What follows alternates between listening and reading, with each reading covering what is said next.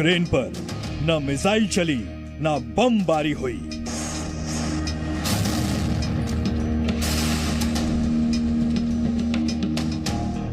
न युद्ध शुरू हुआ और न ही खून खराबा हुआ।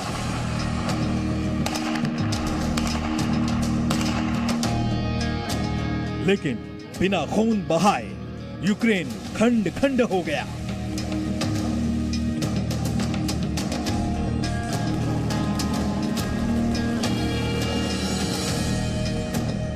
आज देश हित में हम आपको दिखाएंगे कैसे रूस के राष्ट्रपति व्लादिमीर पुतिन ने सिर्फ 3 सेकंड में कर दिए यूक्रेन के 3 टुकड़े।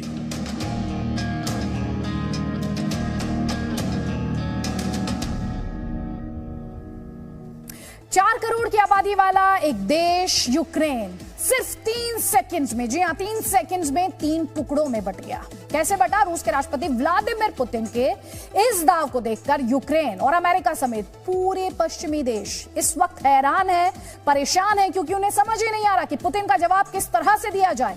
रूस और यूक्रेन तनाव पर इस वक्त जो 5 बड़ी खबरें हैं तफसील से आपको बताते हैं। हमारी पहली बड़ी खबर है, पुतिन ने यूक्रेन के 2 इलाकों दोनेत्स्क और लुहांस्क को 2 अलग अलग देशों के तौर पर मान्यता दे दी है। दूसरी बड़ी खबर है, रूस ने दोनेत्स्क और लुहांस्क में सेना भेजी है। पुतिन ने कहा कि सेना वहां शांति कायम करेगी। और तीसरी बड़ी खबर है, पश्चिमी देश रूस पर प्रतिबंध की तैयारी में है और लगातार बैठकों का दौर जारी है, जैसा कि बार बार ये चेतावनी इन देशों द्वारा दी भी जा रही थी।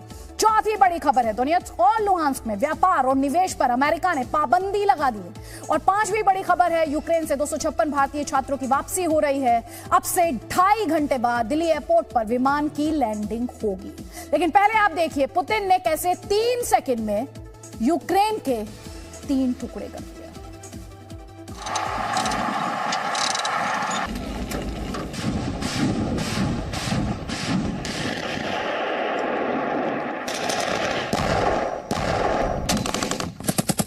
यूक्रेन की सेना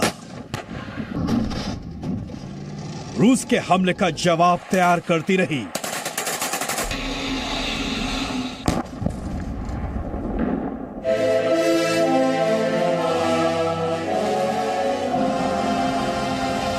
अमेरिका और नाटो देशों के सैनिक रूस के आसपास होकर भी दर्शक बने रह गए।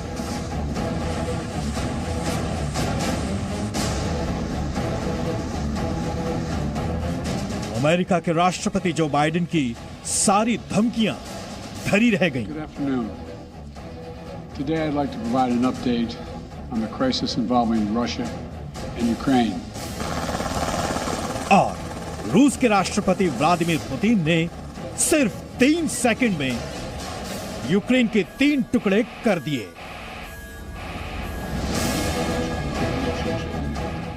इस वीडियो को देखिए।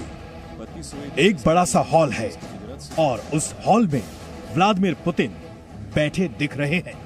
उनके पास एक फाइल आती है। पुतिन दाहिने हाथ से इस फाइल पर साइन करते हैं और 3 सेकंड में उनका एक हस्ताक्षर यूक्रेन के 3 टुकड़े कर देता है।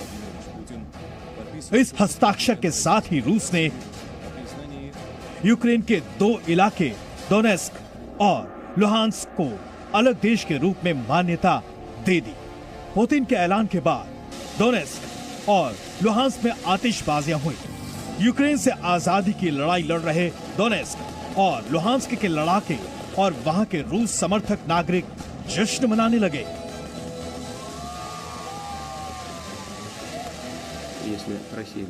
Если Россия столкнется с такой угрозой, как принятие Украины в Североатлантический альянс, в НАТО, то угрозы для нашей страны многократно возрастут.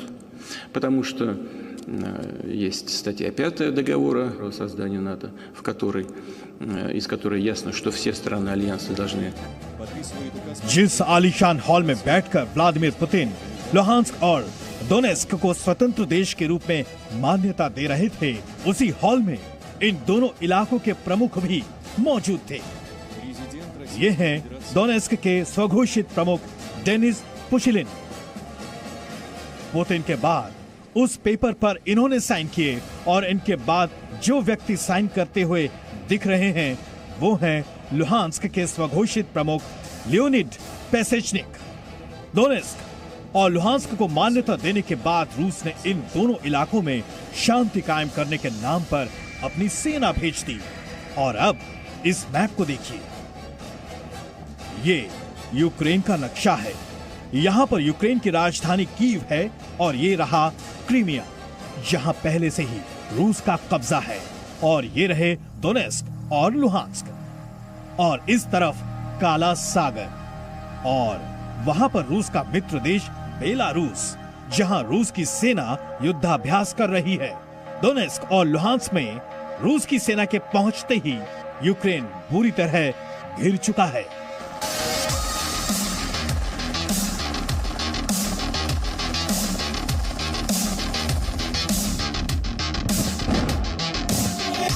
अब सवाल है कि पुतिन ने यूक्रेन के 3 टुकड़े करने का फैसला क्यों लिया?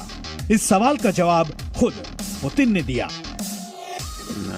Некоторые страны НАТО против того, чтобы Украина стала членом Альянса. Тем не менее, несмотря на то, что они против, в 2008 году в Бухаресте подписали меморандум, который открывает. पुतिन के ऐलान के बाद यूक्रेन से अमेरिका तक तूफान मचा है। यूक्रेन के राष्ट्रपति ने कहा कि वो अपनी जमीन किसी के लिए नहीं छोड़ेंगे। Від наших партнерів ми очікуємо чітких і дієвих кроків підтримки. Дуже важливо побачити зараз, хто наш справжній друг і партнер, а хто продовжить лякати Російську Федерацію словами. यूक्रेन अपनी जिद पर अड़ा है और पुतिन अपनी जिद पर न सिर्फ अड़े हैं बल्कि नए नए कदम भी उठा रहे हैं। पुतिन ने इस बड़े फैसले के बाद रूस के नागरिकों को संबोधित किया। उन्होंने क्या कहा, ये सुनिए। Граждане России, дорогие друзья, тема моего выступления – события на Украине. И то, почему это так важно для нас, для России. Ситуация на Донбассе вновь приобрела критический, острый характер. И сегодня обращаюсь к вам напрямую, чтобы не только дать оценку происходящему, но и проинформировать вас о принимаемых решениях, о возможных дальнейших шагах. Еще раз подчеркну, что Украина для нас это не просто соседняя страна. Это неотъемлемая часть нашей собственной истории, культуры, духовного пространства. Итак, начну с того, что современная Украина целиком и полностью... पुतिन का नया दांव कितना अहम है और इस कदम के बाद आगे क्या हो सकता है, इस पर अंतर्राष्ट्रीय मामलों के जानकार रोबिंदर सचदेव ने क्या कहा, आपको जानना चाहिए। पुतिन का ये जो कदम है इन दो रीजन्स को रिकॉग्निशन देने का, ये बहुत बहुत बहुत अहम है। ये इंडिकेट करता है कि रूस अब धीरे धीरे, अगर रूस की चले तो धीरे धीरे वो यूक्रेन के ऊपर प्रेशर बनाता जाएगा। बीते कई हफ्तों से युद्ध के कयास लगाए जा रहे थे। कहा जा रहा था कि रूस यूक्रेन पर हमला करेगा, लेकिन पुतिन ने ऐसी बाजी चली कि ना हमला करने की जरूरत पड़ी, ना ही मिसाइल अटैक करना पड़ा। फिर भी यूक्रेन के 3 टुकड़े हो गए। ब्यूरो रिपोर्ट, जी मीडिया।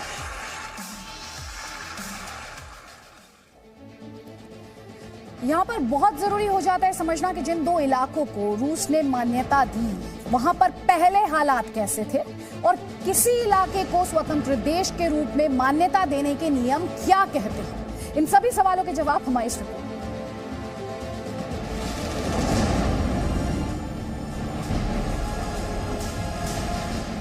बीते कुछ दिनों से आप इस तरह की वीडियो लगातार देख रहे होंगे। यूक्रेन की फौज और रूस समर्थक गुटों के बीच हिंसक झड़प की ये तस्वीरें उसी डोनेत्स्क इलाके की हैं, जिसे रूस ने स्वतंत्र देश के रूप में मान्यता दी। डोनेत्स्क और लुहांस्क में यूक्रेन की फौज और रूस समर्थक गुटों के बीच हिंसक झड़प बीते कई दिनों से जारी है। यूक्रेन की आबादी 4 करोड़ से ज्यादा है, जबकि डोनेत्स्क की आबादी 40 लाख और लुहांस्क की आबादी 20 लाख से ज्यादा है। डोनेत्स्क और लुहांस्क में 80% लोग रशियन भाषा बोलते हैं। साल 2014 में जब रूस ने क्रीमिया पर कब्जा किया था, तब डोनेट्स्क और लुहांस्क में यूक्रेन विरोधी संगठनों ने वहां सरकारी इमारतों और दफ्तरों पर कब्जा कर लिया था। इन दोनों इलाकों में विद्रोही संगठन अपनी अलग सरकार चलाते हैं, बाकायदा चुनाव भी कराते हैं।